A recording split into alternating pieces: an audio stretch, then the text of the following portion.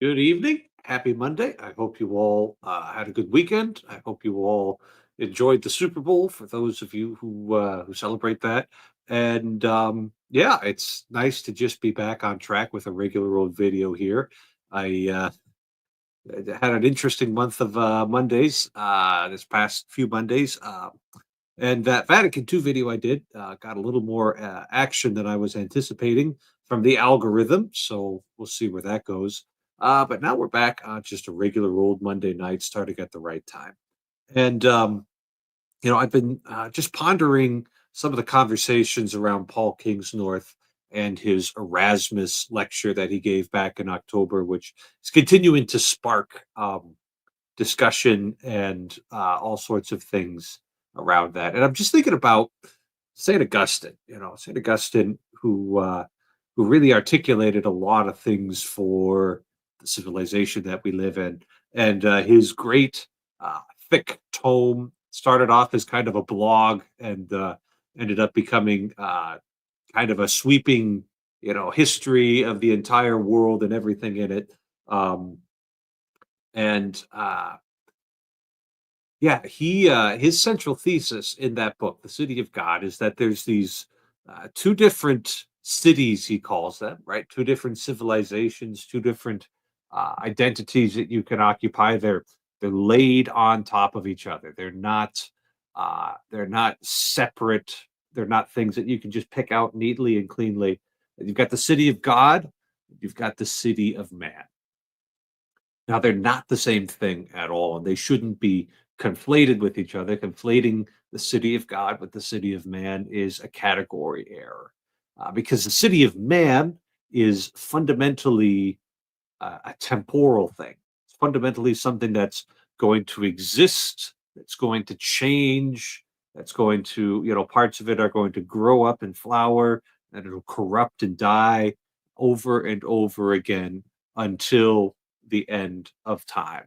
That's what the city of man is like. And so it's always got this tendency towards, okay, either you're going up or you're going down. There's nothing truly stable to set yourself on there.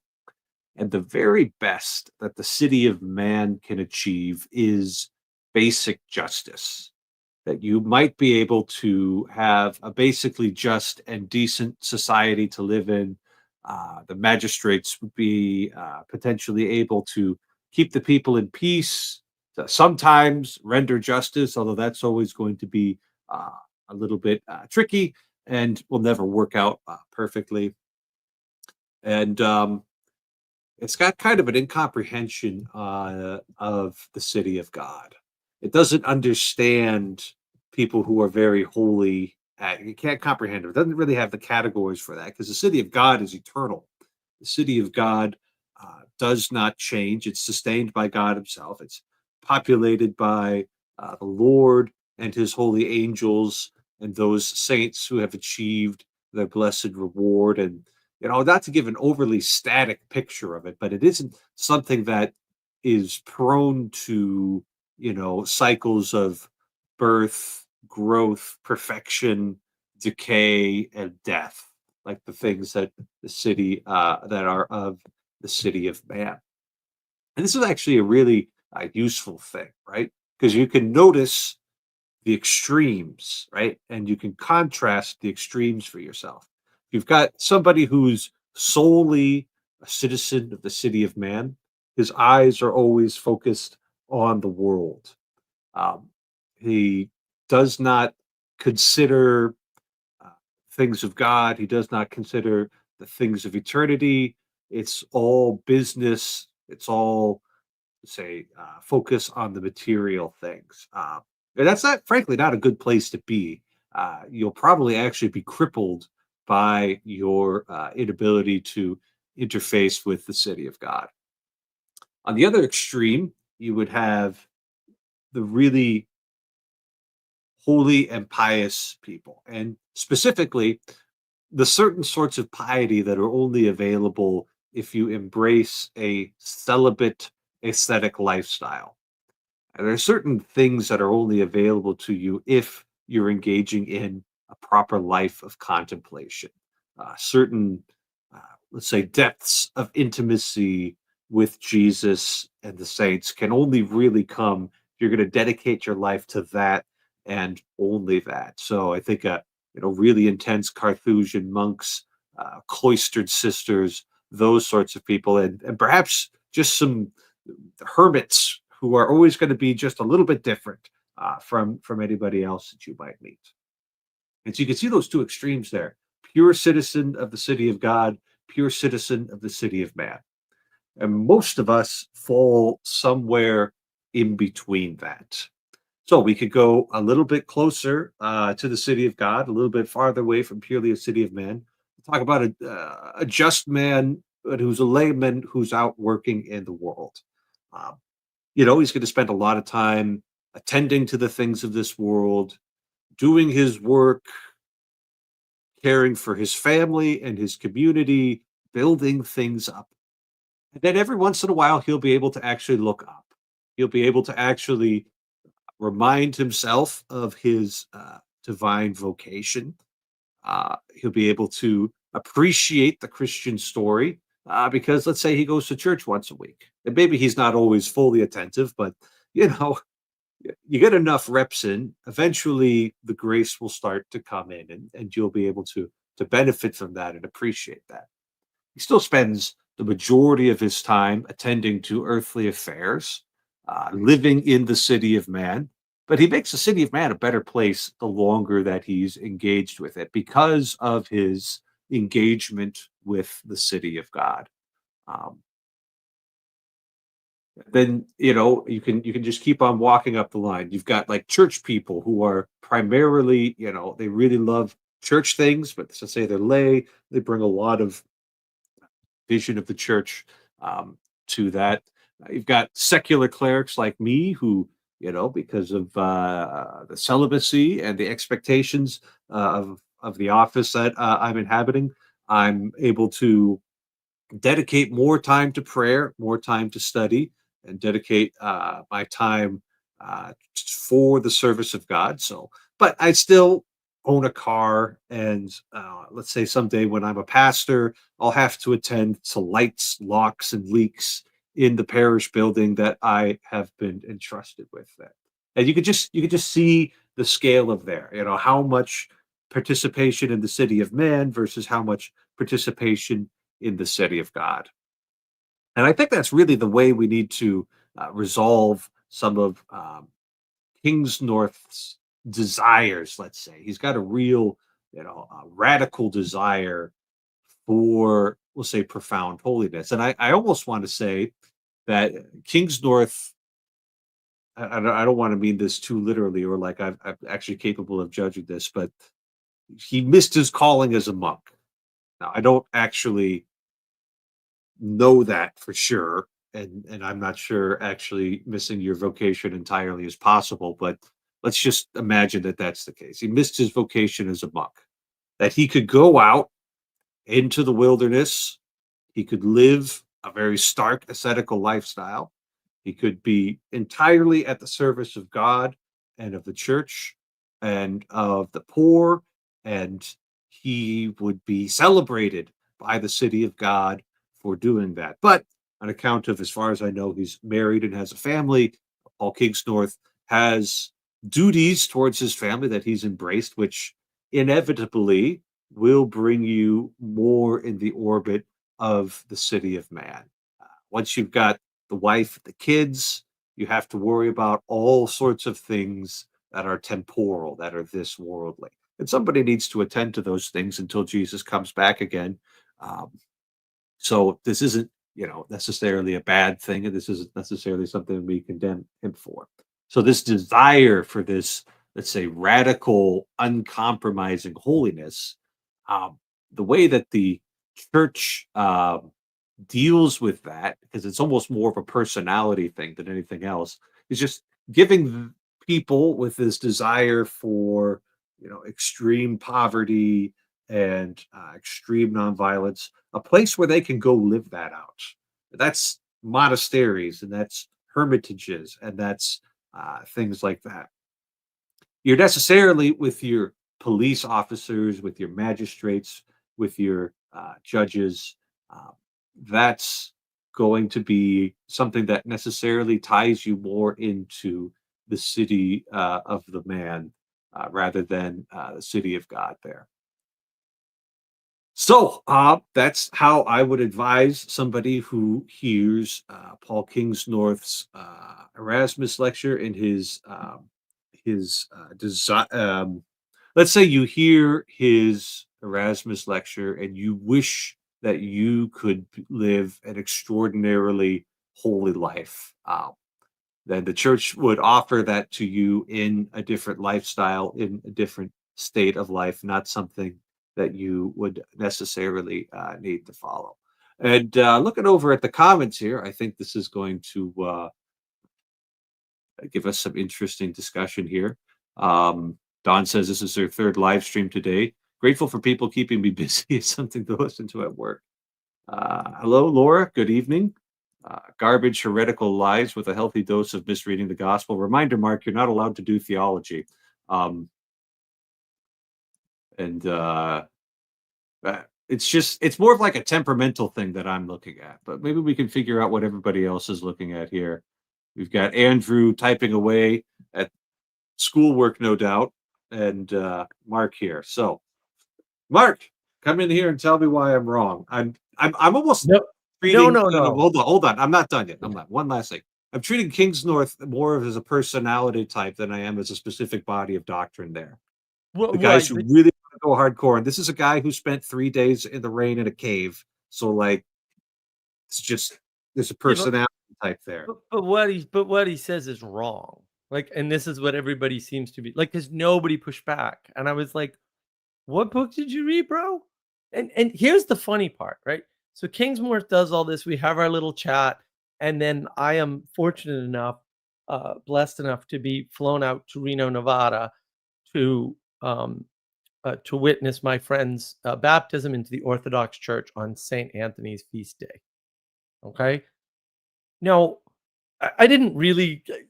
It wasn't really in my head like that's what was happening. He's just like, I want you to come out and see my baptism. I'm like, sure. I mean, this is wonderful. If that's, I'll absolutely right. I'll spend my time. I'll go to Reno, Nevada. I've never been there.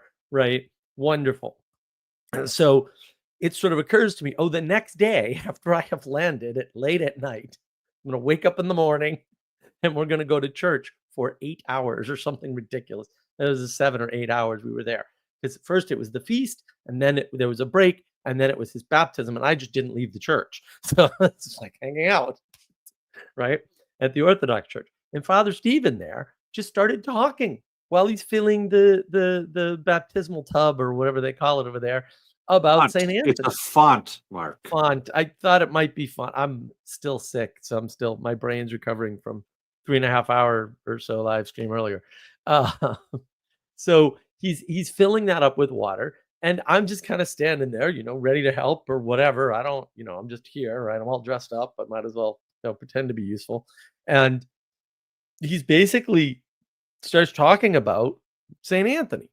And before I can even start asking any questions at all, like I haven't even interjected. I'm kind of just there listening to Father Stephen talk, right? Because he's talking. And he says, we all understand in the Orthodox tradition that he's unique and an outlier, and we are not all called to do what he does. And I was like, well, that answers my question. I guess I don't need to ask it anymore. Right. But I didn't get into the bigger question. Paul Kingsnorth's entire thesis in that talk entirely depends on one thing. One. It's not St. Anthony. It's he makes this claim, and I'm almost certain his claim is wrong. It's not a theological issue, right? He claims that Jesus calls everybody to give up. Oh, he makes two related claims. One is that Jesus calls everybody to give up everything and follow him. And he claims that the wealthy cannot get into heaven. He said that. And I'm like, no, no. And his thesis requires that to be the case. Because otherwise, everything he said in the Erasmus lecture is just wrong. Because it's all predicated on, and I think you nailed it. It's his personal sin that he's trying to resolve. And he's just doing what all good philosophers and critics do and casting it out of himself and onto the general population. We're all called to do this. It's not me. I'm not called to do this. We're all called to do this, right? To soften the blow. But that's all that was. I agree that it's an archetype. Like there's a lot of people that feel that way, and I would argue, yeah, we've had, because of the loss of the monasteries, and partly the recession of the church is what I call it. We don't see that, and we have a longing for it. We know somehow deep within us, that That that's there a should be thing. these almost heroic figures, huh? Right. Or it should at least be an option that was available and shown to you when you were younger. And it wasn't, to be fair. Mhm. For most people, it wasn't. I mean, I had I think the last one died like last year. I had sisters in the family. Like we would go visit Sister Marie, and I forget the other one's name now. Sorry. She died a few years ago, 3 or 4 years ago. Um but yeah, they like they we had nuns in our family, like this is not this was something that we went and visited them at the convent, so like I was familiar with all this. But a lot of people grew up without even knowing that such things even existed, and I think See, that's where you're dead on. that's like all I knew were diocesan priests, right? And like, thank God we had good priests, right? Like Yeah. I had for the most part good priests, no deeply traumatic experiences or anything like that. And so, but like maybe if I had known that there were Carthusians when I was a lad, like I might go and do the Carthusian thing. I might not also. This is actually pretty good mm, spot for me, so I'm not going to worry about it too much. But you never know for sure if you were born in another century. What kind of a lifestyle you might have, and yeah, yeah. So I had another second point in there somewhere, but it's gone, so it must not be I that think important. I think Ixnon is right with his comment there. I think that's very much what's going on, right? Kingsnorth is identifying against the machine, and he's an extremist. And so he identifies monk because that would be the most extreme way to identify against this machine, which is his great Satan or something. He talks the most bizarre way ever, and I'm always puzzled why anyone listens to anyone talking about a machine that has autonomous agency outside of the agents that are humans that are actually running it. Super random question. Okay. So I visited the relatives for Christmas, and when we got to the Eucharist bit, they started giving out cups to the people, and then those people started giving the Eucharist to other people. I Oh, was like, what's like going on there? how many cups were there? I don't know, like 6, maybe Okay. 7. Yeah, that's extraordinary ministers of Holy Communion. Um, I think they should be a little more extraordinary because the way it functions in, unfortunately, the majority of American parishes is that they're basically ordinary ministers. Like that's the way they're actually treated. So it's technically legal. I don't really care for it. I think if people really want the precious blood, we should figure out another way to give that to them. Um, so yeah, just another great way that we love losing and shooting ourselves in the foot. Um, but yeah, it's happening. I can't stop it. Uh, Pray for us. Yes. okay. Thank you, Father Eric. I do what I can, Andrew, answering these little questions for you. Pray for the Catholic Church. Yeah, no, it's interesting. I caught part of Jacob's stream today. Mm. He And brought that up too, right? The idea that there's an algorithm, and he's like, "There's a man behind the keyboard somewhere, guys." And I'm like, "Exactly, right? There's no machine, as Kingsnorth talk. That's I mean, nonsense and I'll bullshit." use the algorithm because I don't see the man behind the keyboard. So, like I mentioned, the algorithm picked up my Vatican II video and got more views than I was expecting on it. Oh, But that's good.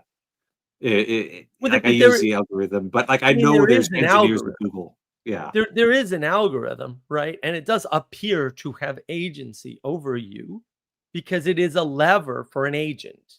Yeah. Yeah. And so it does have agency. It's just that the agency doesn't come from it. The Right. agency comes from a human or humans, right? And there's Mhm. like, oh, so really nothing's changed in terms of agency in, however many thousands of years you think humans have been on the earth, right? The number and types of agents haven't changed at all, despite the fact that we have technology, which, as Jonathan Pageau points out, is really just a lever, right? It's usually a time compressing lever or something like that. There's a couple different Rather types than of having a bunch of people like looking at the individual profiles, noticing what videos they like, doing like a factor, and I don't know if the correct words for like, oh, this is a type of viewer right here who likes right, do these a kinds factor of videos. analysis.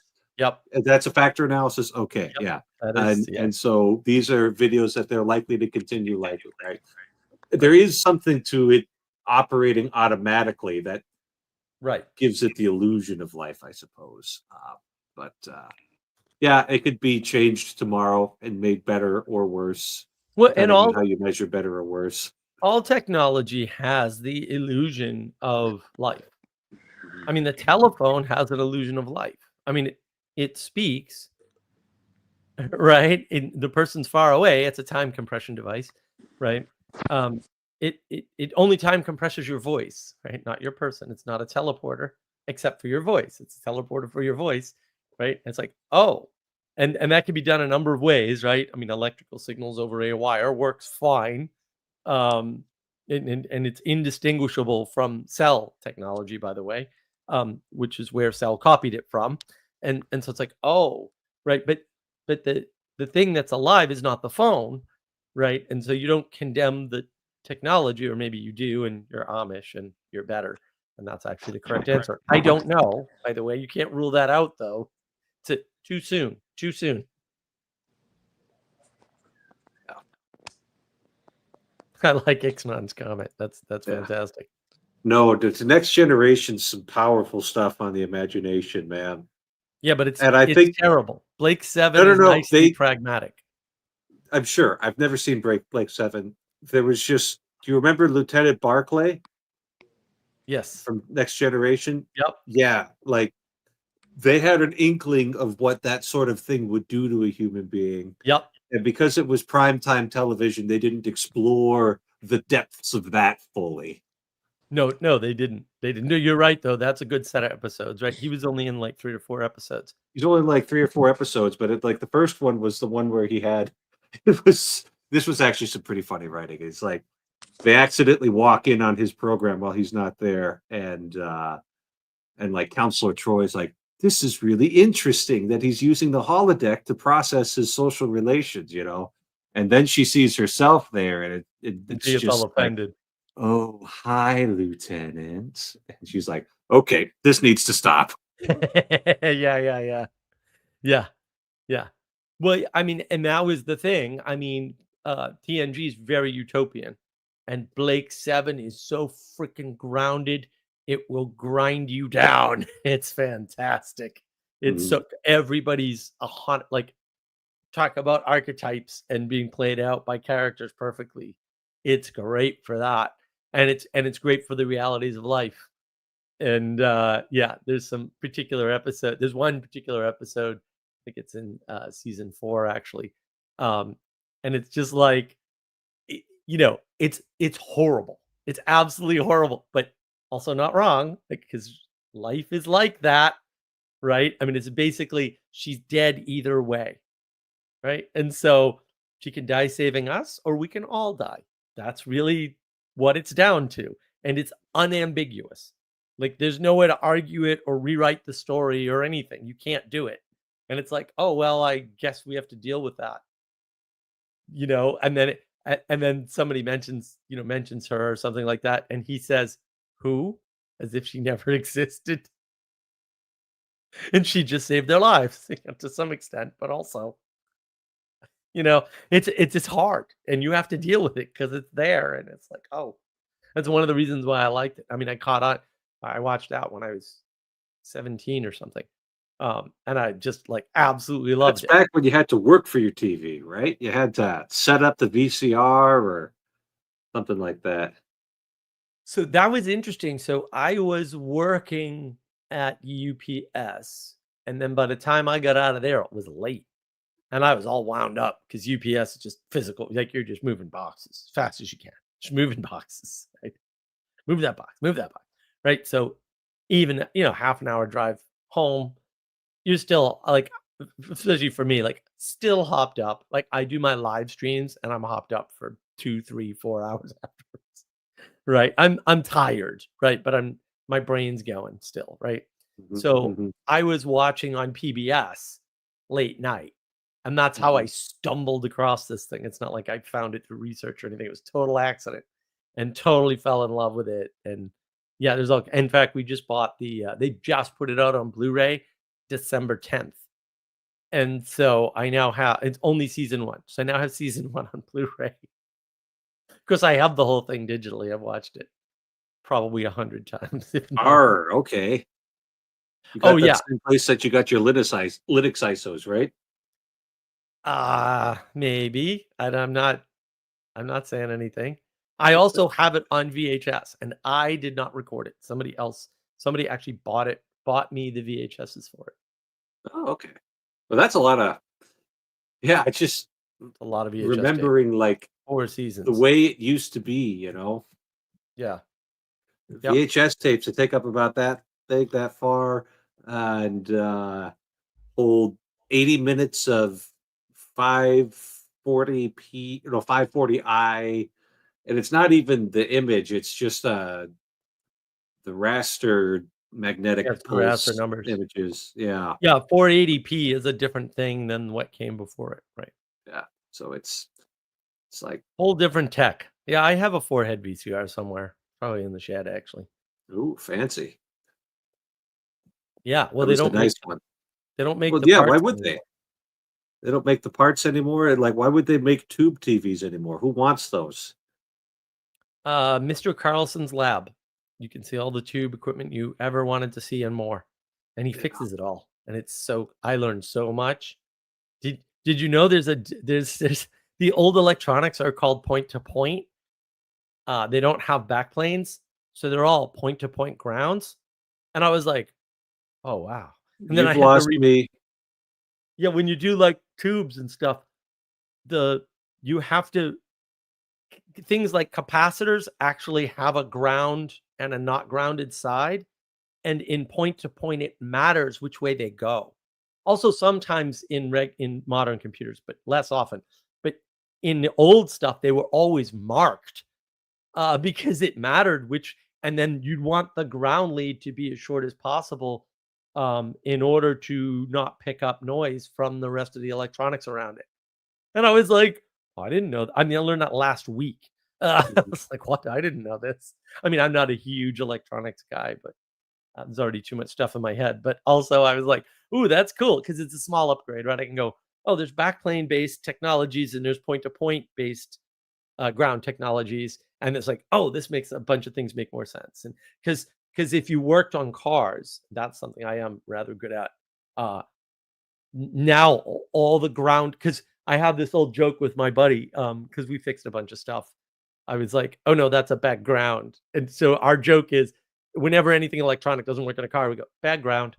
And I literally just tell people, "Just make a new ground." Like, if you can't if it's not obvious where the bad ground is, run a new ground physically, just a new ground wire. And it always works every single time. And I'm like, "Yeah." But that's because it's not entirely point to point, but now that I think about it, there are usually 5 different grounds on the car, they're not tied together. And now it's like, "Oh, wow, this so totally makes a bunch of sense with." Yeah, it's weird. One time my buddy had a car that we had a part for the airbag system, and, it was preventing the car from doing anything. And he couldn't figure it out. So he grabbed the part and he said, "Oh yeah, well there's 5 volts here and 3 volts here." And I'm like, on the same physical chip package. And he's like, "Yeah." I said, "No, no, it's broken." And he said, "Well, I don't understand." And then he said, oh, well, this was underwater. And I'm like, it's a bad ground. And he was like, what? And I'm like, yeah, that unit's been grounded out. And that's the problem, is that inside the chip, it's broken. And he replaced that one unit and the whole car worked. And before that, they had replaced the dash and all the dash electronics. And I was like, no, you just needed to replace that one part under the seat that was underwater, which you didn't tell me, or I would have told you not to replace the dash. Alrighty, we've got to interpret a Sally Joe question here.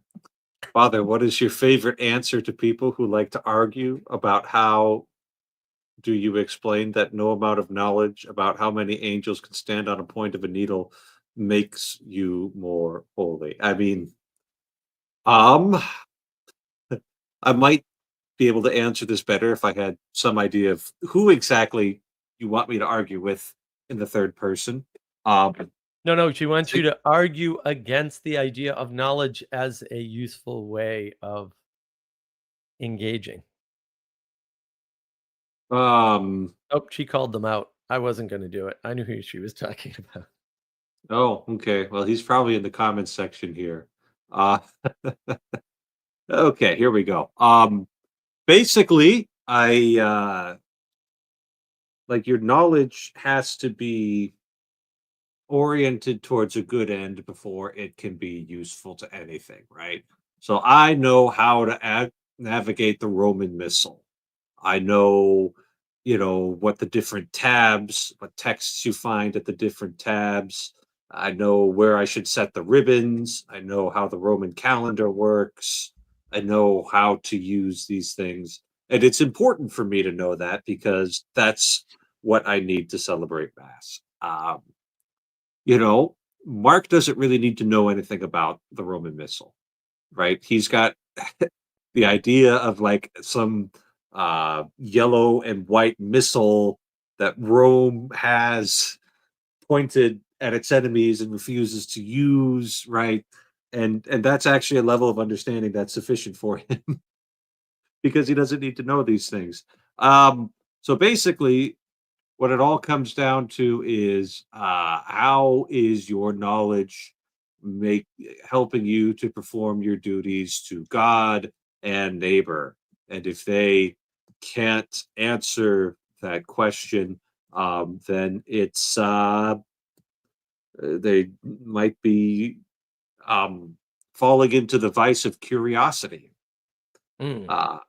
which was listed as a vice by Thomas Aquinas as opposed to the virtue of studiousness. Um, okay. Canon lawyer. He misspelled that one on purpose, so I'm not going to I love it. call him out on I that. love it. Yeah, so curiosity, right? There's actually a certain appetitive principle in acquiring knowledge, right? Sometimes that's why YouTube is a thing, right? I can sit down, I can watch the latest technology connections about a useful application of LEDs or the compression cycle or whatever it is, and that's just really interesting to me. And I actually derive a little bit of pleasure from it. It's not the most intense and vehement pleasure, but it's sustainable and it doesn't wear you out. So you got to pay attention to that because you can sustain the vice of curiosity for a long time. Curiosity is then going after the knowledge because you feel the euphoria and the drive of learning things rather than studiousness, which is learning the things that you should know with the degree and the depth that you should know it. Now, the thing is that there's never going to be like a perfect match between your knowledge and the the goals that you have. So I have some useless knowledge. I could tell you a fair bit about Pokemon Red. Um, Played that back in the day. I'm sure I've forgotten a lot of that though. 8-year-old me definitely knew more. That's for sure. Yeah, well, I think you actually went over this with Xander last. That might have been the last live stream you did, actually, right? It was the one on Right. Yeah. January 27th, right? Ask the question like, how does this make you more holy? Like, how does this Yeah. improve your life? in that way. I think the problem for me is the word knowledge is tricky, right? Because you can buy into sort of what I call the John Vervaeke frame, which I don't entirely disagree with, right? Of participatory knowledge, where there's nothing wrong with that kind of knowledge. It's the thinky As talky, the long as you're propositional theory participating in the knowledge. right things. Right, right, right, right. Well, I mean, even just in wrong things, perhaps you'll learn something. But when you're just talking, that's a big problem because it is just talk. And unless that talk is translated into action, you're Or definitely it serves not. it serves some purpose, right? So, like, there's nothing wrong with grabbing a cup of coffee with friends and you're just catching up and talking right there. It serves the purpose of the friendship, though, and the certain, camaraderie and intimacy that, can, come from that. So it's gotta be serving some, higher purpose there. Otherwise, Mark, then we should just end the stream because we're just talking right now. Well, no, no, but like I said, yeah, if it's only talking, like if it Right. because then it's pure entertainment or pure distraction. And that's what you don't want. You want to link it back to something. Like I was linking my earlier point back to well, my first point back to pay attention to what Kingsnorth actually said and recognize this important part about what he was proposing. His actual propositions don't make any sense and they're wrong. And then it's like, oh, well, why is that? Right. And I linked to, my theory about why that would be. Right. And then my second point was everybody should watch Blake 7 and not TNG. That's basically my second point. So that should lead to an action. You should watch Blake 7 and not TNG. And so see how all this is linked to actual action? Only we could all be so consistent. I try. Yeah. Now, Mark, you left a comment on my Vatican II video, and I did. and I don't know if you got to take a look at some of the other comments in that video, but I think some of the more negative comments were people who didn't even watch the video. They just saw the title and left comments there. And Yeah. so that's kind of what I'm reacting against when I'm like, deciding to be defensive of Vatican II there. And you had mentioned like some complexity collapse stuff, which you've been linking in other streams to US aids and all of that. So Yeah. That's um, one example, recent example. Yeah. so anyway, I'm just curious now that you're here, what you thought. Yeah. I mean, it's yeah. The problem is I very much agree with boy, whatever the hell you did during Vatican II caused a mess. We need to undo it. Now, the point I think you've made, and I was a little disappointed to be honest, Father, you didn't make it in that video, is that there's nothing wrong with the text of Vatican II.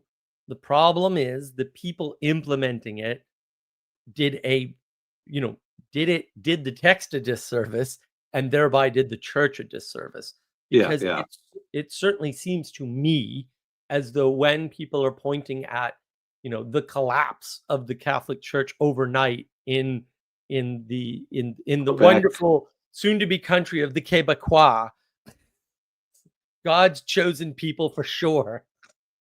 Um, that happened so fast and it happened seemingly as the result of the changes that resulted from let me put it this way, resulted from the door being opened for change by the documents. Right now, Right. that's again not to blame the documents, and maybe Hmm. not even to blame the change. Um, Hmm. and if you wanted to counter with, well, yeah, but obviously that proclivity towards this Protestant attitude towards religion had to be in the air in order for that implementation to go so disastrously wrong. I'm here for it. Hmm. But you'd also have to actually make the case. And that would be a little harder to do, although far from impossible. It'd just be you'd have to like tie together some threads and prove that they were had Protestant roots. Like if you could show, for example, that European countries that remained largely Catholic implemented Vatican II fundamentally differently from how it got implemented in Poland. Canada, that would do it for me. I'd be like, okay, yeah, clearly then this is a clergy problem, with the Protestantism sneaking in early, and then just waiting for the door to be open, and that's what happened. And then I would argue, but the solution still is roll it all back, at least in implementation, rather than leave it in place. And then, I haven't done any study, any real study on this, but indications from people who are wicked smarter than I am about this stuff is that the Vatican I didn't do any favors either, but I don't know the reasons behind that, or what is actually meant by that. It certainly does show up in some of the data, right? There is an indication of it at least, but there's no real way to explain. And I've always wanted to talk to Jonathan Pageau about this because he was there, roughly speaking, or there right afterwards, about like this massive collapse in God's chosen land of French Canada, Mhm. because there's some there that could be dug into, and sort of like there's got to be some juicy stuff that we could learn from that. But I do think maybe Vatican II is not directly responsible, but it did open the door, and the Protestantism was just waiting to To snake come out rushing and in. spring. Yeah. I mean, as far as the counterfactual you're looking for, John Paul II was, while he was still just Bishop Wojtyła, he was at Second Vatican Council, and he was pretty involved in they knew he was a pretty bright guy, even at that point in time, and he was on drafting committees and Mm, that sort of thing, and then so he like goes back to Poland, and instead of like the floodgates just, which happened in a lot of other places in Europe, even before 1970, which is when the new Roman Missal came out, there were people just doing stuff, right? And like well beyond the scope of anything that anybody had actually approved. mm. So there was like this revolutionary rush for it, but he had a pretty good relationship with the clergy and the people in Poland, and their implementation in Poland of Vatican II was a lot more thoughtful and thorough. And so you Mm. could see that, like, based on just the excellence of his pastoring in those days, like the church in Poland was able to sustain itself much longer, Right. right? Like basically, I'm getting this from George Weigel. That's my source here. He's actually been to Poland and like has the ears of bishops there. But his charge to the bishops in Poland now is like, okay, you guys are still running on the fumes of John Paul II, and you need to do like some real soul searching and because you can't run on that anymore. Right. So that would be what I would hold up as the okay. There was a massive error and a lot of people just itching for rebellion in the implementation phase that wouldn't be present in the documents phase compared to just like just the idea that all of a sudden all good priests should be experimenting is Right. like Right. but Yeah. but the rot I think that people were wanting to respond to was evident in the 40s and 50s, so um like you go to the Netherlands, institutionally the Catholic Church was just immaculate, right? Like things the cogs of the bureaucracy were well greased, and the priests were there in their cassock and they had their hair parted perfectly to the right, and all the children were singing songs, and they would have processions and 40 hours devotions. And then I think Benedict XVI, while he was still Father Ratzinger, was like, this is all very shallow and external, and it could fall to pieces at any moment now. And in the Netherlands, it did, like, just like you said, overnight, perhaps even more quickly and more dramatically than it did in Quebec.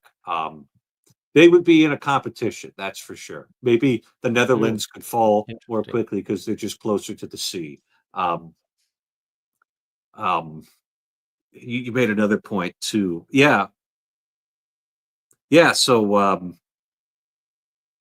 I don't know. I think there's a part of me, of course, there's a part of me that's like, well, God's providence orders all things, right? And you know, he allowed this to happen.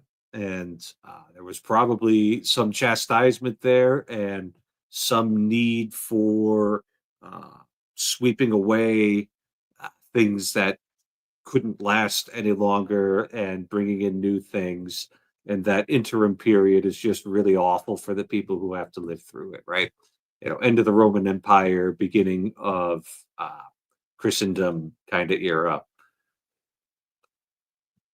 So anyway, Yeah, well, and the way complexity collapse works is you when you have a system that isn't well designed or a design flaw is later introduced, we'll say low enough into the system. And I'm trying to think, I just had a silly example of this that worked really well. Um, well, Jacob was talking about passports and why do you need a passport photograph? And I'm like, well, actually, the passport system cannot function at all correctly, at all, unless you're at the passport office in person and the passport office takes your picture. It can't actually, like, then passports are meaningless and don't work because forgeries are too easy to do through the passport system. That's the problem, right? That's the actual problem. And so, and we've already seen a ton of that type of corruption. Now, you can always argue, a la like the Born identity, the passport system is already corrupt worldwide. Fair enough. Any identity system will be, right? They're all going to be none of them could be fantastic. perfect. Well, but they're all going to be fantastically broken when they use too much technology. Right. And so your urge to get more people into the system breaks the system. Right. Those systems only work when they're exclusive. And like nobody likes that, right? Because now we've got a hierarchy. It's like, yeah, but you're gonna have a hierarchy anyway. Like you might as well have one you understand and that works well, and that excludes mostly the right people. Because you're not going to get a perfect one. So you might as well get one that mostly works. And that's always it's always the perfectionism that kills people. So when you do things like uh, remove checks from the the checking system, from the banking system, fraud goes up immediately, right? Because you've broken a fundamental principle, which is a written contract with a signature. Oh, checks are a written contract with a signature. Yes, they're actually a proxy contract, right? They're, in other words, they're saying, I authorize my bank to release this money to this person, right? And so they're right. And then the bank executes the contract for you in exchange for fees, roughly speaking. Like it's a brilliant system. When you break that system, and we've broken most of that system a lot of different ways, bad things happen, right? When you divorce money from physicality, you get massive amounts of crime, right? I'm not saying Bitcoin is evil and we must get rid of it, but that is worth considering. Don't blow that one off. But also, it's mostly crime, right? We know this. It's mostly crime, the transactions, and so yeah, it doesn't have to be that way. I understand that, but also it is. So it's worth kind of wondering, well, why, if it doesn't have to be that way, is it that way, right? Because maybe my thesis of it doesn't have to be that way is wrong in that case, right? Maybe it's possible, right? And so, or maybe other things need to be in place first before you can have a non-primarily criminal usage of something like a Bitcoin. I don't know. I'm not claiming I have an answer, but like you have to consider these things, right? You have to consider in light of what's happening, what might be broken. So when you have a system like that, and Bitcoin exhibits all of these problems, by the way, that's why there's been several main forks. Oh, there have. Yes, there have. Right. Because if you move one block out of the system, it changes rapidly. And so what you see with the Bitcoin price is it goes up and down very rapidly. And so it goes up and down in direct correlation with the dollar, by the way. Right? Everybody says it's a discount. I'm like, I don't You don't know what disconnected means. Take a chart the two. They're 100%. They follow with almost no lag, in fact, because in order to do anything with your Bitcoin, you have to translate it to dollars, as it turns out, or some other currency. But it's primarily dollars. It's US still dollars. dependent on the exchanges.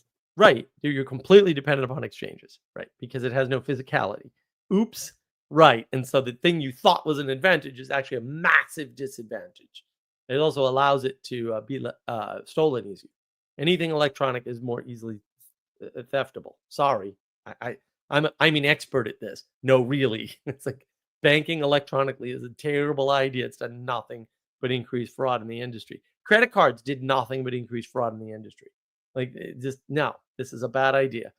Having written contracts that get, maybe they take 3 days, right? But they get resolved on behalf of the end user by the bank for a fee is a fantastic system. It's unbeatable. Nothing is less prone to fraud, waste, and abuse than that system. And we know this now because the experiment's been done. The numbers are in, right? But any system like that is highly volatile.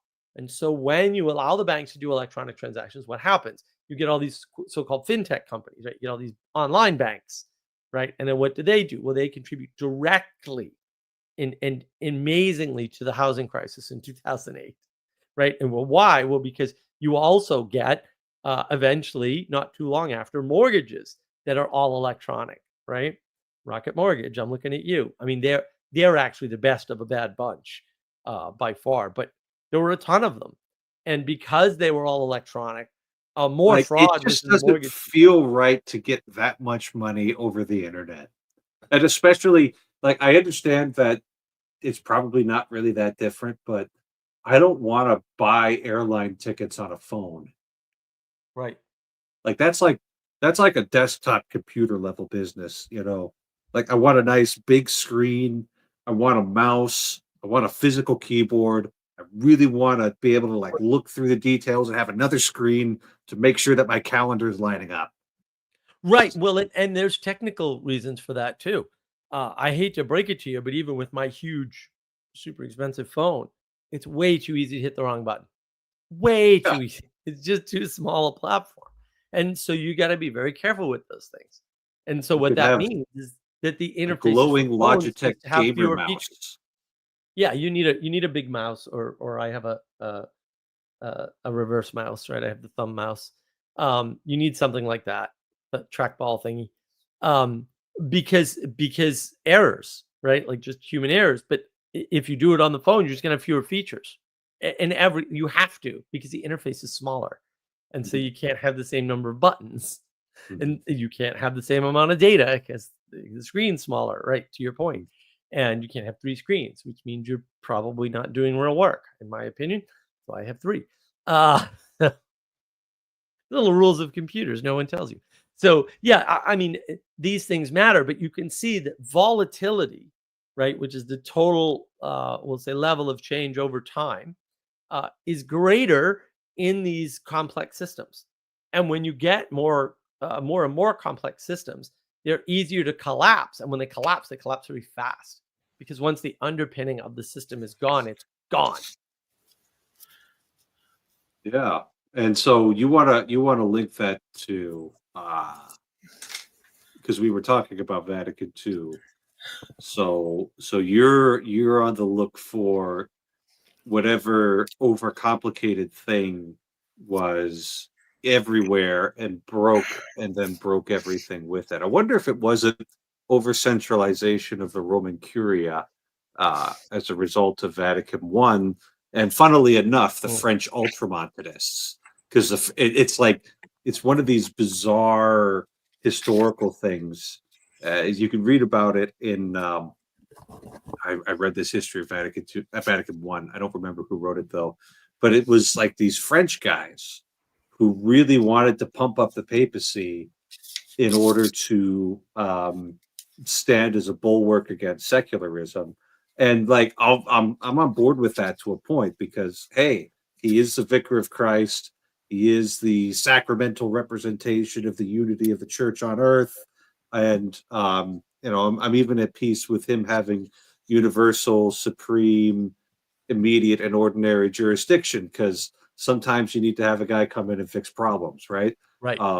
But there was some real, like, that 19th century French ultramontanism was like a little too much. And the stuff I was pointing out in my video, where like the bishops would have to write every 5 years asking permission to do their job. Yeah, that's And crazy. like, hey, I think that's an achievement, that now it's just understood that, like, once they've taken office, they have all of the authority they need, unless it's been explicitly reserved, which sometimes, unfortunately, is necessary, because we can now no longer trust bishops to handle cases of clerical sexual abuse of minors, because they weren't doing it. That all has to Right. be centralized in Rome now, which slows justice down. Right. Right. Right. You don't know which set of trade-offs they went with that caused the fragility. You'd have to kind of understand the system pretty well. And look, I mean, I think if the Catholic Church wants to know, this is my area of expertise: complex systems and analysis. And if they're willing to pay my hourly rate, I'll be happy to do the work. But let me see if I can sell some Bitcoin and pay you. Absolutely. Hey, Jim, how's it going? Hello, how are you? Father We Mark, how you yes. been? All right? Well, Recovering I from a cold, but I there think I'm better now. must be very cold in America. We're in the middle of summer here in Sydney, Australia. Yeah, I sort of watched that video of yours, Father. It's about 45 minutes. I didn't watch it. I'm lying. I was in and out, all right, listening to it would be more, not very attentively. I am confused, as you probably know. I'm very old-fashioned, conservative. I'm not a sedevacantist or anything like that, but I'm pre-Vatican II. And obviously, I don't know. Please explain. I'm not a theologian by any stretch of imagination. My forte is law and history, European history, modern European history and literature, actually. French, German, Russian, and English. That's what I did in my BA. And but anyway, I haven't done theology or anything like that. I'm just looking at objectively. Again, please let me know. Challenge me, both of you, sir. All right. I'm older than you, of course, and I'm one of those unfortunate people who has been immersed. My parents, both deceased, of course, have been very much, good pious Catholics. St. Mary's Cathedral education by Christian brothers here in Sydney. That's where our Cardinal Pell, blessed, I hope he becomes blessed soon, is buried. And I went to that church. I've been an altar boy, and at one stage I've also been a choir boy. I was very young, but anyway, I digress. What I pick up, and please correct me, is that you are the new breed of priests. There are a lot of priests around. My question is, and again, keep it simple and stupid. If something ain't broken, why fix it? It applies not to religion, to anything. I mean, if something works, let's digress. Let's not talk about religion or Vatican I, Vatican II, blah blah blah. Let's talk about technology. I'm the old-fashioned guy. I'm a dying breed, but I like my money and dough, and my bank's open. They're all closing all over the place. I hate using all these. I'm the only lawyer without a watch, and I haven't got a mobile. My 4 kids and wife have a mobile, but not me. And there's also a high court judge. But anyway, getting back to the issue, what I've got from that, and please you tell me, I will shut up, is, again, getting to the essence of things, is what is the cause or causes of Vatican II? I think personally, again, I do go to mass, and I do go to traditional Latin mass, when I can, but it's about 35 kilometers. My local church and my local priest, I go there, and unfortunately, I do not go to communion because when the women and they hand you, you can't genuflect and sit down, and it What is a Andrew sin. was asking about earlier, Mark. Yeah. So it is. I understand that, and I mean, uh, uh, I feel So, sort of Jim, I think I've got a good sense yeah. of your question. I feel So yeah, I had a very specific point with that video that I made, and right at the mm, very beginning, I said I think Vatican II is a really big thing, and mm, so trying to talk about it, it as one, it's like, yeah, you can make sense of it talking about it as one thing, but there's a lot of complex moving parts with it, and I also explicitly cut out the liturgy and the liturgical changes subsequent to Vatican II from that discussion because that tends to get the most amount of attention already because it's the most visible thing. And I know a lot of people who have serious questions about the uh, the revised liturgies and uh, exactly the sorts of points that you're making. These were, the traditions that were handed down to us, mm, and those were good. They had crystallized into a fairly stable form by the time of Gregory the Great, and changing them to make them, we'll say, flatter and more easily understood. Uh, a lot of people would say that's a mistake, and I'm very mm. sympathetic to those arguments. I'm trying to do the best that I can with what I have right now, and but I will celebrate Mass according to the 1962 Roman Missal, with the permission of my bishop in the places that he approves of, according to the norms of Traditionis Custodes. The fact of the matter is, I don't think that everything was just great in the 1950s, and What, the problem what, is I wasn't there, mm, and I don't have the capacity.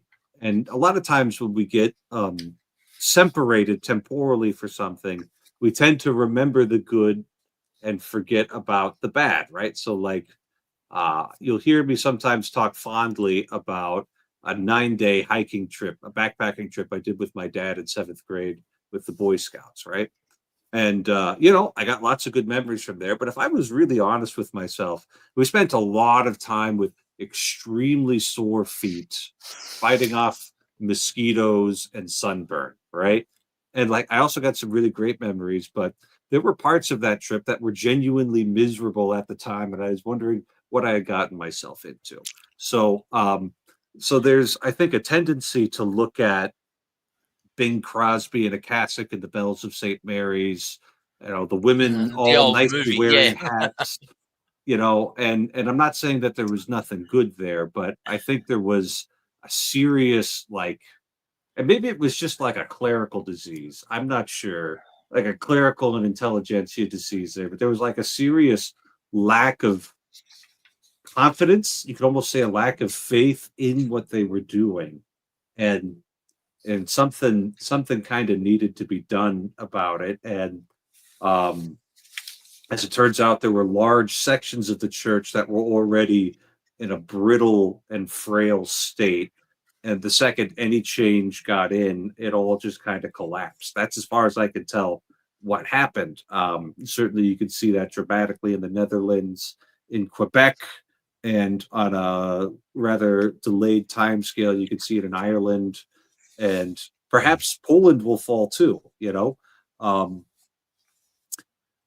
Now, I made some very specific points about the authority of the diocesan bishop to give dispensations, and yeah, some of those things. And those are the things that I was trying to highlight in that video as, I think these things were actually good and we should hold on to them.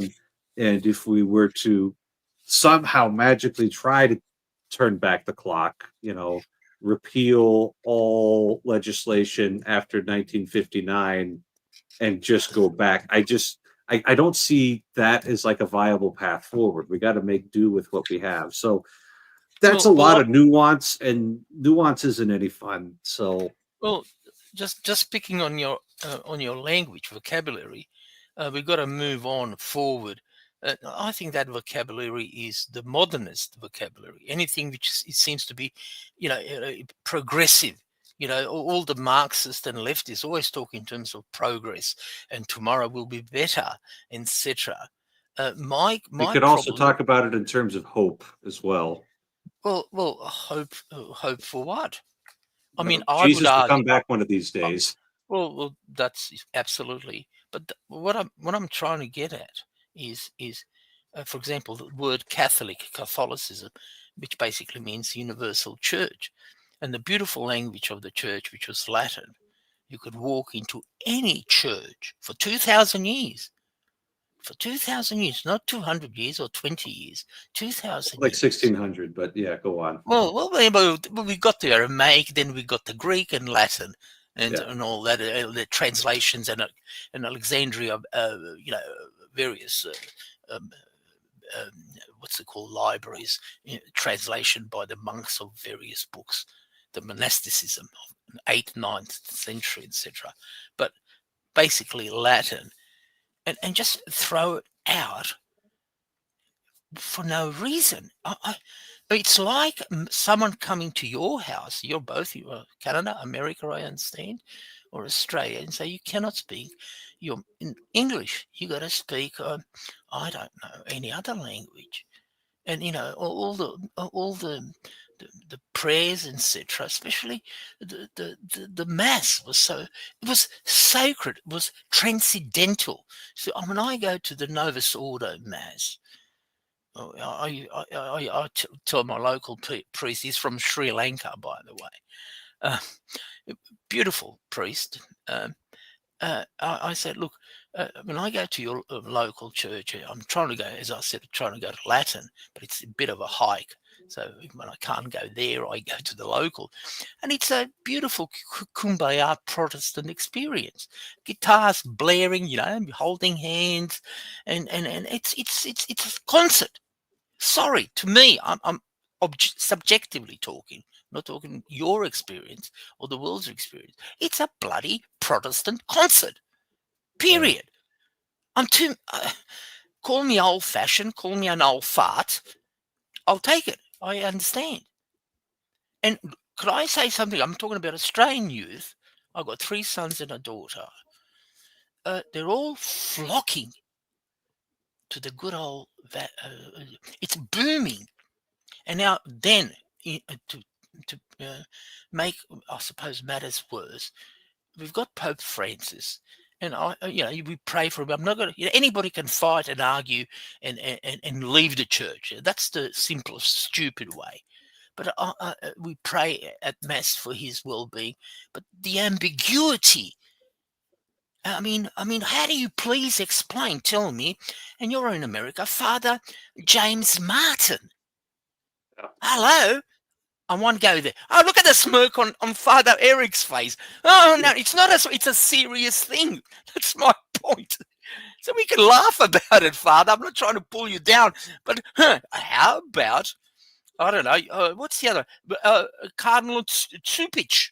Tsupich from, used to be San Francisco, now he's in Chicago. How about my Archbishop? You know who my Archbishop is here in Sydney? Anyway. He's very quiet. Well, Jim, so I know this what I'm sort of showing my frustration, and I hope you can understand where I'm coming from. Jim, yeah, it's like you're reading off some of my internal monologues right there. Right, like I learned how to celebrate the traditional Latin Mass at my own expense, because I thought that would be an excellent service I could offer to the people of Fargo, North Dakota. And, I'm not sure what it looks like from the pew, but it's actually like hard work. It's much harder work than is celebrating the Novus Ordo. And when I was at the 5-day camp or the camp workshop put on by the priestly fraternity of St. Peter, I felt like my head was going to split in half because of all of the stuff I was trying to learn in such a short period of time, right? And Mm. so, I'm picking up like a lot of frustration there, and there's a certain amount of frustration that I myself share in that, because I'm trying to in my part time between my other jobs, also pastor the people at the Mm. Latin Mass, Yeah. and I don't think the isolation that they have to experience now, where we've moved them to the Catholic high school from the cathedral because some Mm. cleric in Rome told us that we were not allowed to have the Latin Mass at our cathedral on account of their all penetrating knowledge of the Diocese of Fargo and its people, which is like, oh boy, this is very Vatican II right here. The Council of the Bishop right there and his proper authority as the chief liturgist of the diocese. But we'll just throw that out the second it becomes inconvenient, right? Oh, that's great. Yeah, and so I'm dealing with people who are in about the same boat as you. A great many of them young families with young children who are looking out at the landscape of the church in our time, and they've got that frustration right there. Mm. The fact No, of the matter, mm, the fact of the mm. matter is that God put each and every single one of us here. He put each and every single one of us That's right. now. Yeah. And Mm. he has something that he wants us to do. He's got some sort of magnificent providential works That's right.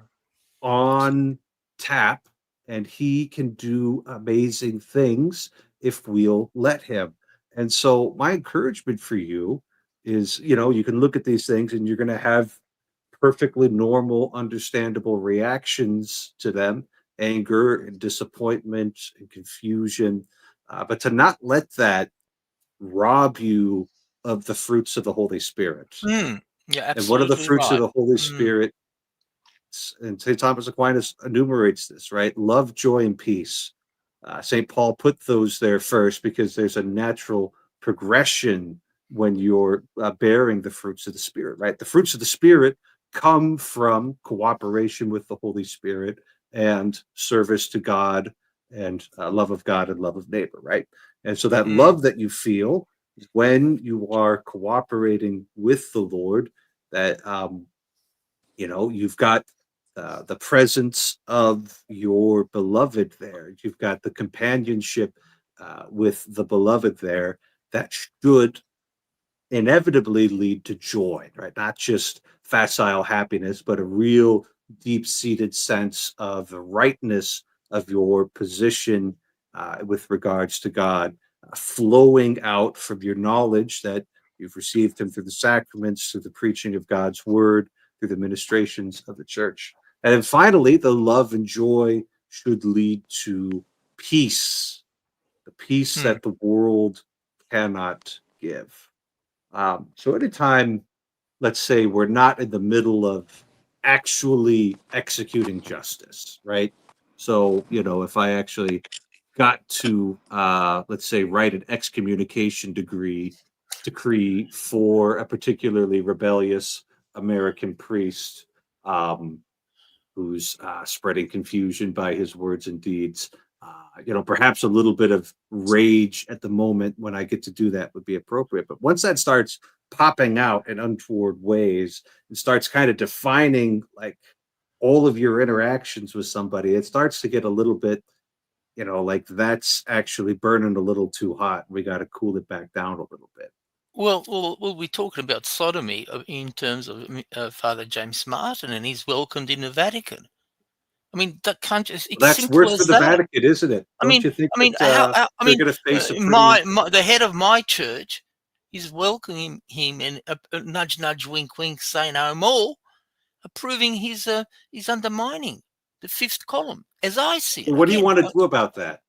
Well. First of all, not reprimand him or anything, but just say ostracize him like he's ostracizing the traditional priest. My priest at the local church, Father, well, I shouldn't mention. I can Father Solomon. He's been turfed out about 2 years ago now. Because of his, he only had one traditional. It was a normal Novus Order. Now there's no traditional altar in my church. It's only the tabernacle and 2 angels. You know, the beautiful old-fashioned traditional altar, all granite taken out. There's only a tabernacle. Again, why destroy history? Why destroy deface architecture? Whether it's right or wrong, that's, I mean, it's blatant. You don't have to, I mean, there's no music, for example. I mean, it's all feel good rather than feel something which is more than feeling good in temporal life. I talk too much. What about Mark? Mark should contribute something or be critical or Well, say I've got a something. question. I've got a question for you, Yeah, Jim. yeah, Like, how attached are you to any other Catholics outside your family in your area? very much, very much. There's a Yeah. whole group of us. Um, uh, well, how would I put it? There's about 40, 50 of us. Okay. But we sort of, hairy-fairy intellectuals, all lecturers, former retired lawyers and doctors and all these crap. I mean, I'm a simple man. I like common man. Yeah. But again, if I can allude and put my final point, which I found the answer in G.K. Chesterton, and I think I mentioned it earlier on the other time we were together, and he actually defined in my words what's wrong with the church as I see it. Again, in my humble criticism of it, I'm not here to tear it apart. I'm trying to build it if I can. And basically, what he said the thing about the Catholic Church is not to give in to this world. To this world. In other words, the Church is found not to be with the world. Okay, it's got its doctrines, it's got its tradition, magisterium, etc., etc., and it stood for something. It always stood for the underdog. But unfortunately, that has all non-existent today. Silence of a lot of priests and deacons and bishops and archbishops, including the hierarchy of the church is mind-boggling, to say the least. And no one's afraid to be not be politically correct. Everybody's turning around, make sure covering their behinds and saying no, I'm okay, or shutting up. Or saying this is forbidden to talk about, which is the purpose of a person or a leader, a shepherd, is to say enough of bullcrap. This is this is veritas. This is the truth. Take it. Yeah. A lot of people. Anyway. Sorry about the rant. Yeah, and the best thing that you could do with a rant like that is to turn it into I do pray. I'm not bragging, but privately. Yeah. So, well, like, prayer is so if you can get important. and that's really where we got to be putting like all our hope in, because Absolutely. I'll be honest, I don't see a whole lot of earthly hope for the Vatican right now. Like, even their finances are in abysmal shape right now. Decades of deferred maintenance, underfunded pensions, people working for tiny salaries, oftentimes very good people trying to do the best with what they can. So it's like there's no earthly hope at this point, which means all of our hopes got to be in heaven, or we just shut up and go home.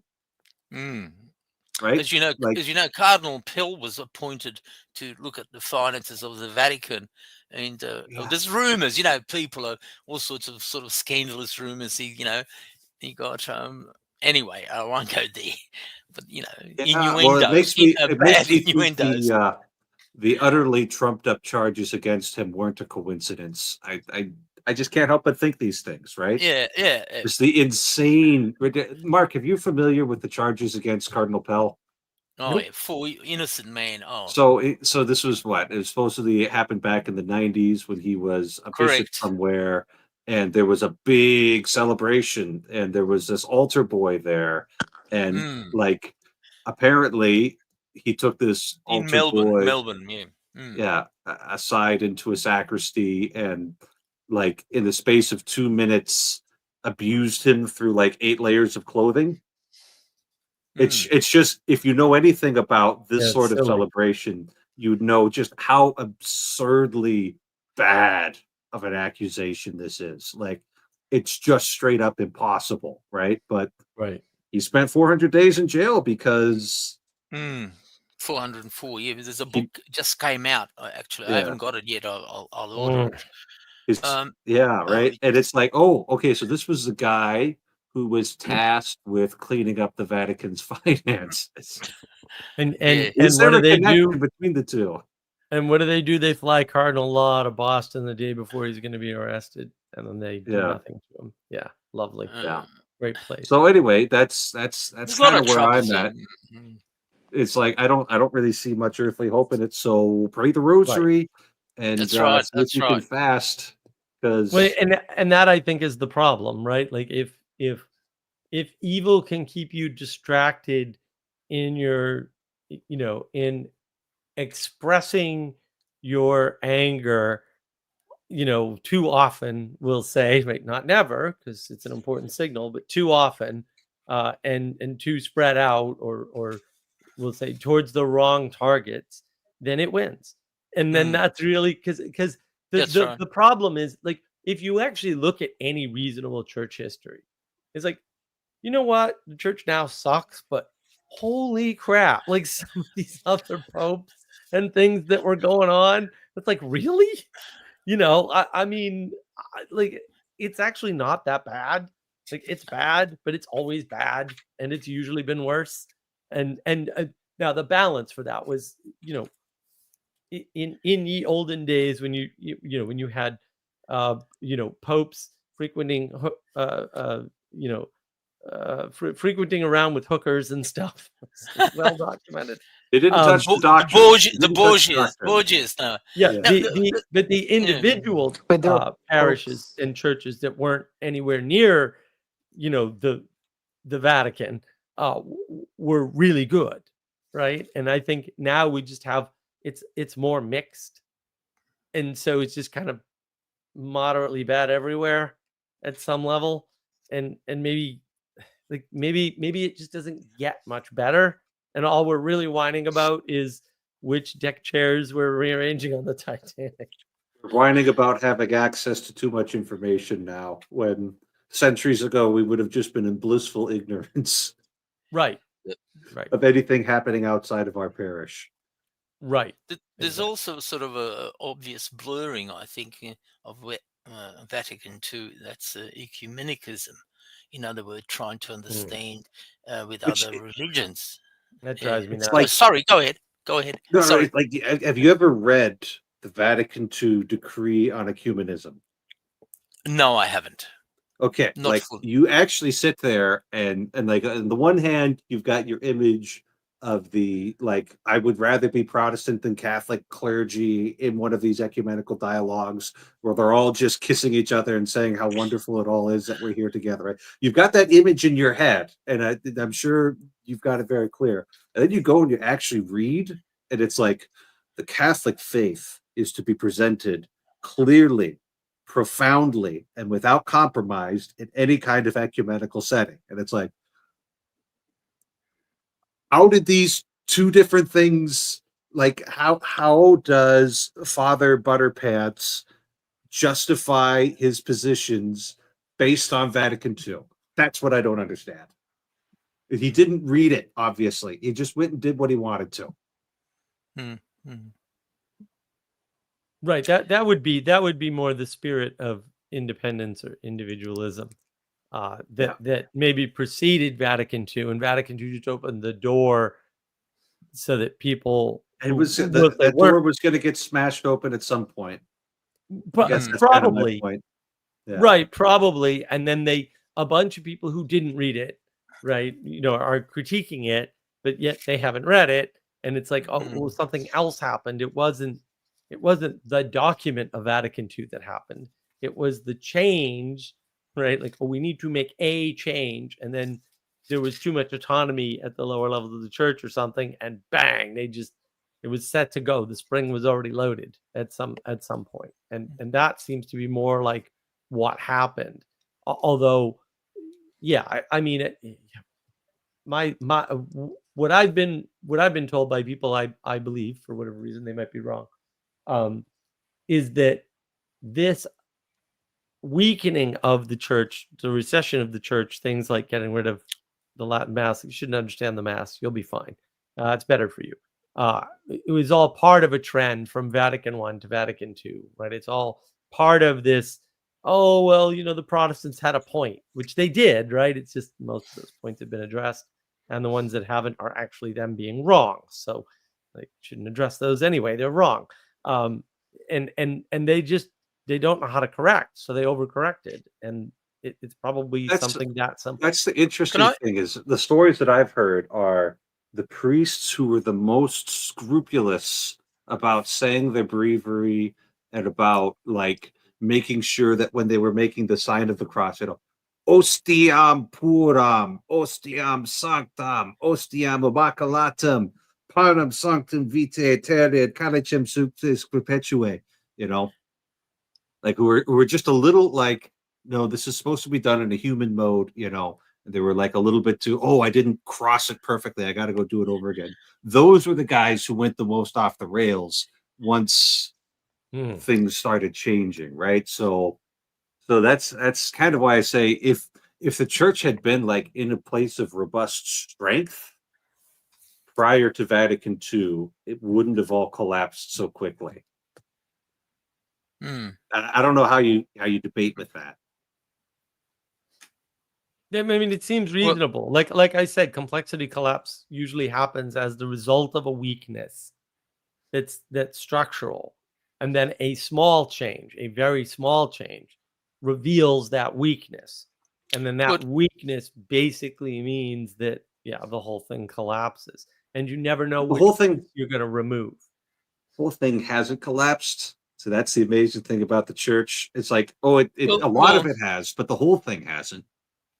Well, the church is, I mean, in terms of history, leaving theology aside, the initial, as we all know, not 1054, 1554 with the Protestant Reformation, and 1789 with the French Revolution, and the secularization of the church, and Freemasonic. I'm not being conspiratorial. There are weird, crazy books out there, but there are certainly very well documented sources, which is called infiltration within, and the loss of the supremacy of Catholicism prior to between the first schism, which is 1054 with the Constantinople, right up to 1500 with Luther, and it was a very stable thing. You got to understand the church. People were born in a village, and they lived there. They never ventured more than 10 or 15 miles outside the village. They intermarried the people in the next village. There was a church bell. All the monasteries, there were the hospitals. Do you realize that the oldest working pharmacy in the world today, I think I mentioned, is in Dubrovnik? Franciscan Friars. It's opened in 1200. And it's still open. If you ever go to Dubrovnik, go there and knock on a door, and you can get your medicine.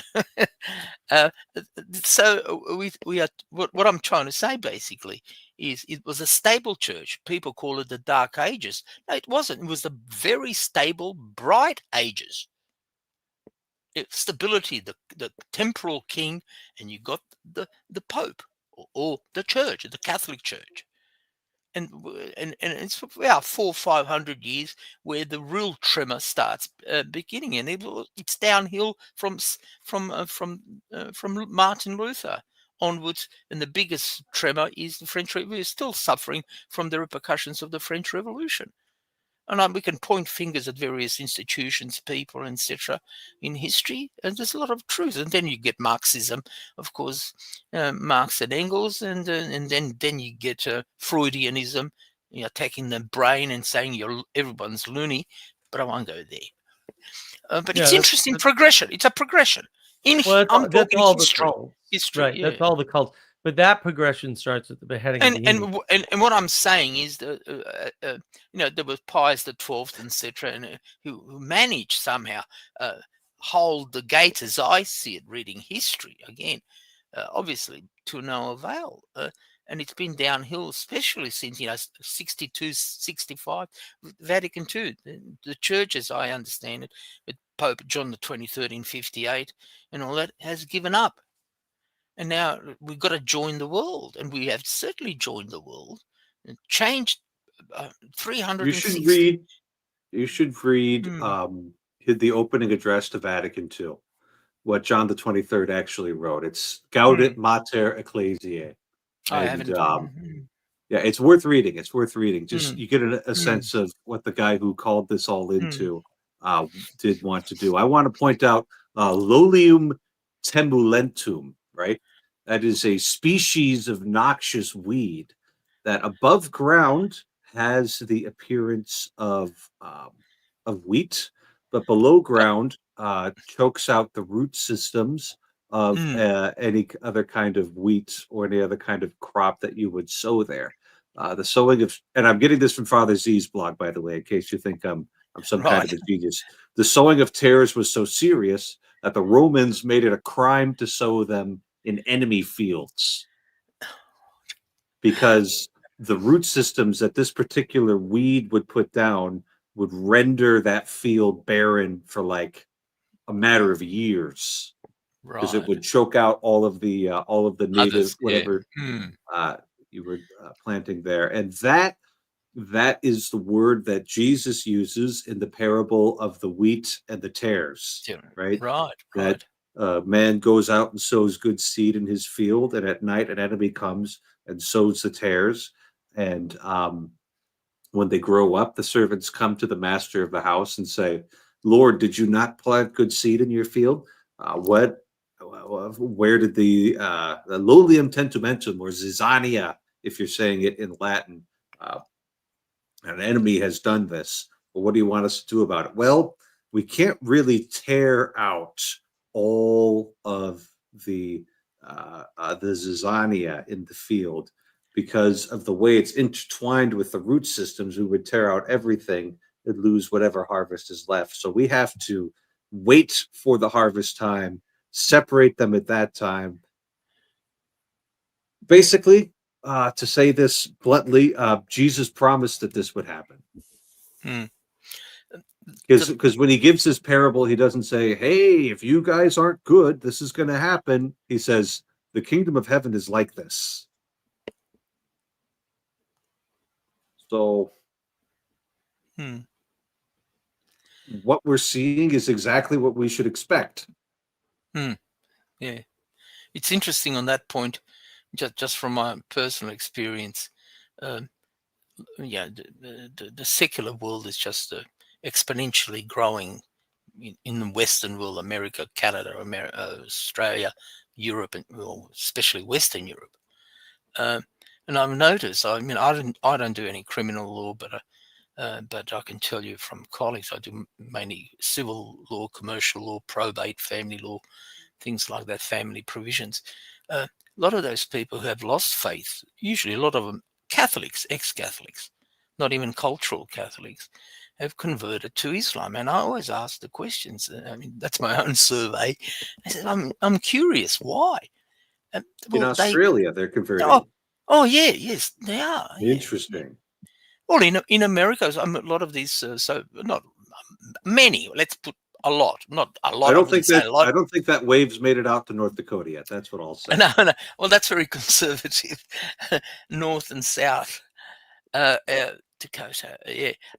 But the reason, if you speak to the one who has left Christianity, you get a sense that the church, or the Christianity per se, is feminist. And they usually creams, cons, total disorder, usually no father in their life. And Islam, the five pillars of Islam, give them some sense of sense and order. No drinking, no this, 5-time prayer, etc., etc.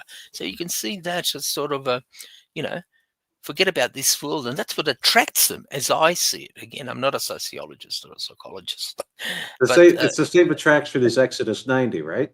Right. You familiar with Exodus 90? No, I'm not. Tell me. Okay, it's a 90-day program it's invented by Catholics, but we'll let other Christians do it because we're cool like Right. that.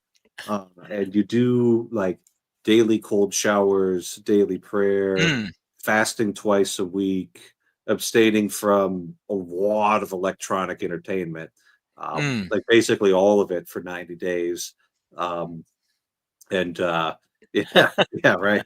Oh, it's I did it. And so, you've got like the desire It's like, for a rigorous, adventurous call that you see some people entering with Islam, and it's like, well, we also have Exodus 90, and that like might be a good place to start. But it is that is something that I'm like, we don't have a good script yet. Like, I can't just give Exodus 90 to everybody. And there's a lot of the what do I do now that I'm a Catholic, that like we're really not good at answering so far. Maybe we don't need like one answer, but we do need like a collection of answers for Fargo. And yeah, and kind of the recession from the culture. And you read about like St. Philip Neri, his big thing was he would put on concerts of we'll say uplifting music. It was the Renaissance. They had some good music there, that they'd have had access to, and kind of decided to lead the culture a little bit more rather than just following it. Because whatever the Super Bowl halftime show was yesterday, I don't think we're going to do it in church. Well, and I mean, it's weird, right? Because Peterson's pretty explicit about this. Like he says, like people want stuff to do, they want to know what to do, and they're not, right. He's clear, like they're not being told, right? And then he goes, well, I don't understand why the Peterson people are all going to Orthodox Church. Well, Peterson told you, apparently you weren't listening. He's pretty clear about it, Right. actually. But that's the thing that I hear about the Orthodox. It's like, oh, my spiritual father gave me this prayer plan, and I'm like, dude, I can do that too, but like, how do I let people know that I can give them a prayer plan? Like, we've lost that script. Well, you need to give them way more than that. Like one of the things the Orthodox don't do is let you in right away. Like it takes a year, and they're not like there's a lot of participations you cannot have. I mean, it's like what? And I mean, and they're mean about it. Right? It's like, yes, and like, how did Dr. Peterson get sort of popular? Right? It was I think it was 48 rules originally on Quora, right? And then of course he gets banned by Quora, or shadow banned or whatever by Quora, right? And then he decides to write the book. Well, what's the book? Well, the first book is called 12 Rules for Life. Like what?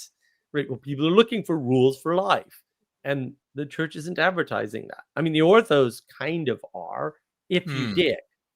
But that's the problem, is that no one's advertising it except Peterson. That's where he got his audience from, explicitly. And Jim, I'll say a name from your part of the world. Matthew Kelly. You familiar with him? No, I'm not. No. Okay, he's a businessman turned evangelist, and I've had I do believe he's actually Australian. Right. And like when you're in seminary, you kind of sneer at Matthew Kelly books because it's all really basic level theology. He's not going to say anything new. But you know what? We actually used one of his programs in Wahpeton, and it gave people a program and a script to follow, and that thing like Yeah. just kept on. So it's like you would run a weekend retreat, and then the people who went on that retreat are responsible for putting on the next weekend Next, retreat. right.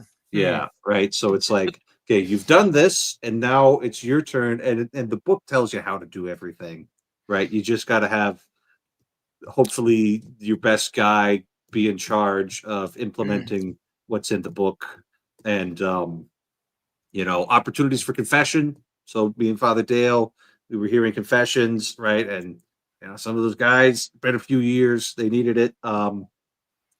Because it's like really designed. So anyway, yeah, we've got everything we need. We just need to stop being such muppets and actually do stuff. The program's called Welcome, by the way, Jim, and All right. it's got What's his got name? like Father? he's not a father. He's a Oh, layman, Matthew a Kelly. layman. Matthew. Yeah. I know. And it's like he doesn't come in with like the best theology. I don't think he's ever said a word publicly about the Latin Mass. He just says you need to go. Mhm. But like he gives people a script to follow, and so he could just keep on selling books because he's like, the 5 keys to Catholic life, and it's like mass and confession and prayer and study and fellowship, something like that. And well, for Pete's sake, that could actually work. Um, Hmm. Sally Joe, most disappointing thing a young person can hear from a preacher is, "I'm not here to tell you what to do." Yeah, or this is even worse: do whatever makes you happy. Oh, if that makes you happy, it's like I got that. I got that sometimes when people found out I was going to the seminary, and like some of my family, not my parents. My parents understand. They're like, well, if it makes you happy, and it's like, yeah, that's just a avoidance of confrontation right there. Right. Can I ask the evangelicals? They're really big in America. Is that the situation still, or evangelical No, church? I think it was never that big. Everybody talks about it like it was a big Well, political force, but it was never that big. I think the problem is that evangelicalism is a type of action in the world. And among Protestant denominations, they kind of roll up into evangelicalism, even though they have very different theology, right? And so Yeah, what ends up happening is you have this image because of politics, you have this image that like the evangelicals voted in Ronald Reagan or and something like that. Yeah. well, because people said that. Like I was here, like yeah, that was said. Then you look at the numbers and you're like, yeah, but that's not enough people to swing a vote, guys. Like it's not a high percentage, right, of Mm. voters. But I think what happened, and I think Paul Vanderklay actually does talk about this probably rather well. The tactics and techniques of the evangelicals have been doing nothing but failing, right? Especially for long-term stuff. So you still see the mega churches pop up all the Yeah, time, and some of them that's get right. Yeah. really big, right? Joel Osteen and stuff like that. They get really big, right? But they're not lasting. There's too many of them not having the results that people really want, right? Because ultimately the Protestants just want to compete with the Catholics, and of course they're never going to be able to do that, right? And so Well, what happened is put. all of their tactics have failed, right? And so they've moved to, and this is explicit, especially with Vanderklay in particular. Like he said it, like they're just being sneaky evangelicals now. They're just like new ways of evangelizing and calling it something else. But also you gotta understand too, evangelicalism, that idea escaped the religious container a long time ago. I don't know if it was I think it was the 80s or the 90s. There was a guy named oddly Guy Kawasaki, right? And he was an evangelist for Apple. And he went and sold Apple products. Like I don't even think he worked for the company. Or maybe he did later or something. But like he billed himself as an Apple evangelist. And then other companies picked that up. And so the idea of evangelicalism, while the tactics don't work, they're basic marketing ideas effectively now. And so it's sort of merged with what you might refer to as secular. I have a different language for all of this stuff, but secular is close enough anyway, right? And so all of that stopped working at some point, right? Mainly because people are worshiping the god of politics suddenly, or treating politics in that way, right? They've replaced it. And so this idea of evangelizing doesn't function the same way. And so people are trying to kind of get that magic back, if you will. That's like the Paul Vanderklay set of projects. When they talk about those little cults there, they call TLC, those little cults. That's what it should stand for. That's what they're doing. They're saying this. I'm not making this up. They've said it multiple times live on video. I can show you the videos if you want, right? Like they say it. We're just being sneaky evangelicals. We're just trying to sneak in the church new and different ways that people haven't expected. And in some cases, we're using the internet to do it. And it's like, well, whatever, fair enough. I mean, at least you're honest about being sneaky. Also, don't trust sneaky people. That's the thing about these mega churches, right? Is they have a very high churn rate, so Right. people don't tend to spend like more than about 5 years if they go long term at all, right? Because there's not much depth to them, and so you see this whole like it's really funny, you know. They're like, "Hey, we're going to celebrate the Eucharist every week," you know. And it's like, "Oh, wow, this is so cool. We're doing ritual," right? Because it's like they're trying to a lot of these churches are like trying to grasp at something a little bit more solid and stable, and then they just end up serving communion in plastic cups, and it's like, okay, guys, come on. I mean, that when I was Mark and I attended the same conference in Thunder Bay, Ontario, and I celebrated mass at a local parish first, and then we went to the Sunday service at the place that was hosting us. And oh man, like I was actually like fairly at peace with it. The praise and worship music, the homily was okay. But then when they brought the communion out in the plastic cups, I just was like, that's not communion right there. Wasn't intending to take it anyway, but like that just tripled my conviction that I would not. Oh man.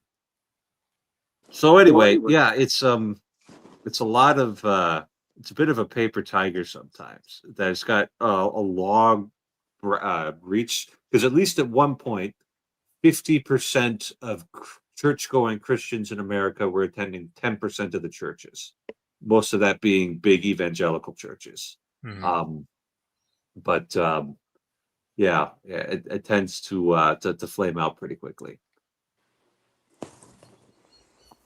I wonder what the statistics are now. We'd have to do another big Gallup poll, which I'll ignore them when they call me, and then they won't have good numbers. You really think you're that important, Fozzer? Well, no, I don't. The filtering matters, right? And that's the problem with polls. This is why polls are classically just completely incorrect in the past 15 years, right? Because you're always drawing from the list of people who are likely to answer polls. Well, and you're also, like the classic problem with polling that they tried to fix and made all polls worse immediately was they were using phone numbers, like landline numbers, and they were ignoring cell phone numbers. And that was actually a better, more accurate thing to do, as it turned out. We only know that in hindsight. And so how you poll and where you poll and what you poll matters, right? So it's cheaper to poll in cities. Cities get overpolled, right? So if you did any good data science, you'd be like, yeah, these polls are garbage, right? You'd know immediately, because you're like, there's oversampling in these areas, are overrepresented relative to the percent of population. But most people aren't that sophisticated about it. They don't understand how polls work, and they don't understand if you call everybody in the Midwest, the percentage of response is going to be far lower than if you call the same number of people anywhere on the East Coast, right? Like automatically. And the numbers are going to be far higher in the South, where people are much more cooperative for the same number of people. And so it's very hard to get really good data from polls. And the more fine-grained you go, the harder it is. Yeah, that's amazing. So it's like our refusal to cooperate with the polls, especially in, like you say, the Midwest. We're talking like Ohio West there, or are you talking Yep. more like the Minnesota? Yeah, it's No, like, Ohio West. Yeah, yeah. it's all the Midwesterners are all the same. Sorry. Yeah, I Sorry. was hoping Sally Joe would Kendall. say this. That's the Dakota way. We're gonna keep the eye of Sauron off of us here. Yeah. No, they're very suspicious and secretive. And as Sally says, we don't like the feds. And she's referring to any government of any type ever for some reason, which is just strange. But yeah, I mean that like there is a culture in the Midwest. If you read Colin Woodard's excellent book American Nations, like you start to get a sense for, oh wow, these regions they're going to poll differently because you're going to get different percentage answers out of the same percentage population sample. So that already creates a huge problem for we'll call them national polls. It's easier to do if you do it region by region. Then you can get some better answers. Then you have to assume a bunch of stuff, of course, but you'll get much better answers. And of course, it depends. The what best kind way of to get polling answers, though, works differently. the best way to get answers is just go to the gas station and find some old guys and get a cup of coffee with them and ask them what's going on. And that's how you get the real answer. Or go on the ground. I mean, it's very famous now that there were a bunch of investors who in the United States who just one day started shorting all the mall companies, right? All the mid-range to low-end mall ownership companies, real estate companies. And they made an absolute killing. And what was their secret? Well, they were going to these malls and looking around and going, hey, there ain't too many people here, huh? Yeah, well, that's probably going to catch up to them in 2 quarters or 3 quarters. It takes a little while. Let's come back in a quarter and roughly at the same time, right? And see what's going on. Oh no, there's even fewer people here now, right? Oh, this is reflected in their books, right? But in the books of the companies that pay the rent, right? So it takes a while for them to fail, and then once enough of them fail, then the REIT fails. So you have this signal way in advance, and they all made a killing because they went to the malls. They just sampled a few malls, right? Or you could watch The Big Short. How did those guys know what was going on? They actually flew to various different places where these mortgages were and started asking some questions and calling some people at different parts of the country and said, oh yeah, there's definitely a mortgage crisis. Why isn't this reflected in the banking profit numbers? Oh, well, it will be. Oh, well, we'll bet against it. And that, of course, made the problem worse. Different problem. But eventually, like, you can see all these things. It's just the question is, what are you doing to get your data? It just so happens that polling for certain things is very, very good, but those certain things are very, very limited. And for most things, polling is absolutely worthless. Sally would like to point out that she's not referring to the local sheriff unless he's being fed. See, this is what the Midwesterners are like. Oh my goodness. No, Sally's West River. That's different. East River, South Dakota, North Dakota are much more Minnesota than they are Montana. It's just you guys are all the same. You're all Midwesterners. You all look the same. You all talk the same. You all act the same. You're all the same culture. I've been out there. No. That's like saying all French Canadians are the same, Mark. They are. They're all God's chosen people. Can confirm. Yeah, sure. There's a big difference when you switch from farming to ranching culturally, and that's kind of like the difference between the Midlands, the Midlands, Minnesota, and the far west. Jim, don't believe any of this nonsense. If you came out here, you could not tell a farming Midwesterner from a ranching Midwesterner. Oh, dude, it's so easy. You just look at their shoes, you look at their hat, you look at their shirt. You look at their shoes; they're the same. Yeah, they dress different. They boots. have different types No. of dirt on them. Big deal. Man, I'm This- absorbing all of this. They want to Well, think they're different. They want to rebel against those East River people or the West River people, depending on which side of the river you happen to be on. But really, from Ohio all the way out to the mountains, they're pretty much the same. And yeah, and then things get tricky. But Montana, we told North Dakota jokes. yes, exactly. Right. Yeah, they're all just pretending. They all hate the East Coast equally. And fair Oh, enough. that's true. That's true. And they Like all don't know California, the East Coast isn't the same thing, right? They all think like all the East Coasterners are bad, and then it's like, yeah, but there's a Mid-Atlantic and a South Atlantic, and then there's New England. These are all very different regions. it's interesting talking about regions. A lot of people ask me if you ever been to America. I said, well, yes and no, and they say, what do you mean? Well, I said I've been to Hawaii, but never been to mainland. I don't know whether Right. technically I am. Totally different. Yeah, it's one of Hawaii the is kind of states. its own thing. Yeah. So never to the mainland, only the islands, Hawaii. That's. But anyway, The thing is, Jim, is that you understand like what 100 miles is in kilometers, obviously. yeah, it's about 120 k's. Yeah, Yeah, right. Like it's you talk to these European folks. and Fahrenheit. You got what's that book? Well, by that guy Fahrenheit Four- 451. 451. Yeah, I love that book. It's a good book. That's a good book. But yeah, anyway, it's like these Europeans whose countries Mm. are the size of a postage stamp. Mm. But I heard it really articulated really well is that in America, 100 years is a long time, and in Europe, 100 miles is a long ways. Yes. Oh yeah. 100 miles is a day trip, not even. Yeah, right. Well, in Australia, it's much the same. I mean, Right. You guys have actual geography there. Yeah, Right.